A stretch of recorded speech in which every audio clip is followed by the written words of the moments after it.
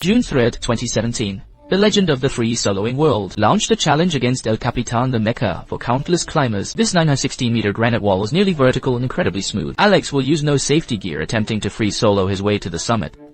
His only aid is a chalk bag to keep his hands dry, along with the tiniest nubbins or indentations on the rock face, or perhaps a narrow crack. This challenge represents a limit never before reached by humanity. There is zero margin for error, as failure means certain death. Our protagonist today is Alex, the same man who free climbed Taipei 101 just days prior. Compared to El Capitan, Taipei 101 was merely a warm-up exercise for Alex. In fact, back in 1958, Warren Harding's team completed the first ascent of El Capitan. Using heavy gear, they hammered pitons into the granite to support their ascent, taking a full 46 days to finally reach the summit. Since then, this massive monolith in Yosemite National Park, El Capitan, has become the ultimate holy grail for rock climbers. El Capitan stands 916 meters tall with a peak elevation of 307 meters, and its face is nearly vertical. Formed approximately 100 million years ago, it is the largest granite monolith in the world. Alex spent a year and a half preparing for this monumental challenge. He climbed El Capitan 60 times with safety ropes, meticulously memorizing every single detail of the route. Finally, on June 3, 2017, Alex decided to officially launch his attempt. Just after 5 AM, Alex began his ascent. With the film crew positioned at various points across the wall, long-range cameras captured this historic moment while being careful to stay out of his line of sight. He started at a brisk pace, quickly reaching the 6th pitch, the 480-foot-tall free blast.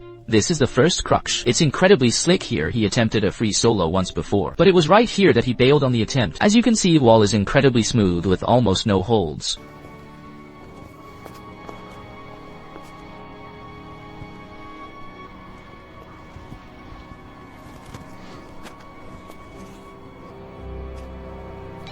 Audio. This is Jimmy after clearing the first crux. He needs to traverse horizontally for a while before climbing upward again. Alex is in great form today, climbing faster than expected. 6:20, he had reached nearly the halfway point of El Capitan at the pitch 9 down climb. As the name implies in the route he previously planned, he has to climb down for a certain distance from this point. At 6:21, he climbs toward Heart Ledge, where two climbers in unicorn costumes are actually camping on the rock face. They watch in stunned amazement as Alex passes them by. He reaches the hollow flake at 6:49. It's about 10 feet up, and from here it cracks all the way to the summit, stretching over 600 meters. It is perhaps the most spectacular crack on Earth. Here he must rely solely on body friction, inching upward bit by bit.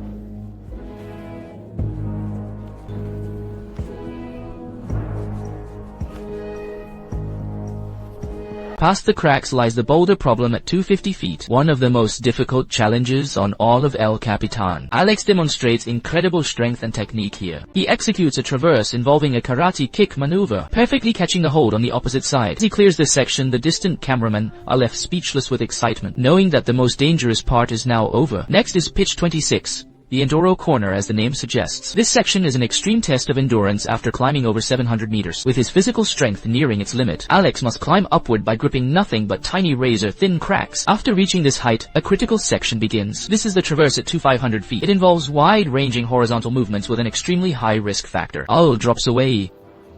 Alex is already breathing heavily at this point. Take a moment to feel the sheer intensity of this section.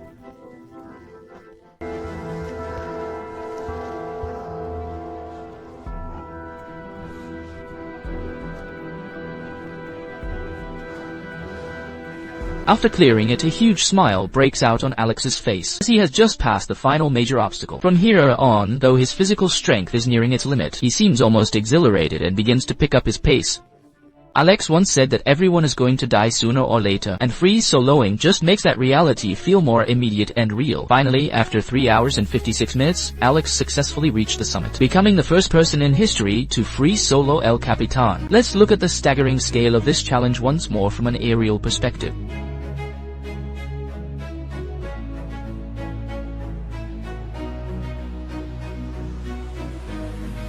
In contrast to Alex's calm, the film crew is visibly overwhelmed with emotion. To explore his extraordinary psychological resilience, Alex once underwent an MRI scan. The results showed that his amygdala, the part of the brain responsible for fear, requires much higher levels of stimulation than average to be activated. This provides a scientific explanation for his composure in the face of extreme danger. However, Alex believes it's not that he is fearless, but that through relentless practice and simulation, he is constantly expanding his comfort zone until things that were once terrifying no longer feel daunting. The greatness of this climb lies in the fact that we aren't watching a thrill-seeking gambler rolling dice on a cliffside. Instead, we see an artist who, after perfecting countless drafts, finally begins creating the crowning masterpiece of his life. For Alex, this might be a culmination, but it is also a new beginning. As he said, at this very moment, somewhere in the world there is a child who, upon learning that someone free-soloed El Capitan, will start to wonder if there is any challenge cooler or more monumental than this. The climb never ends.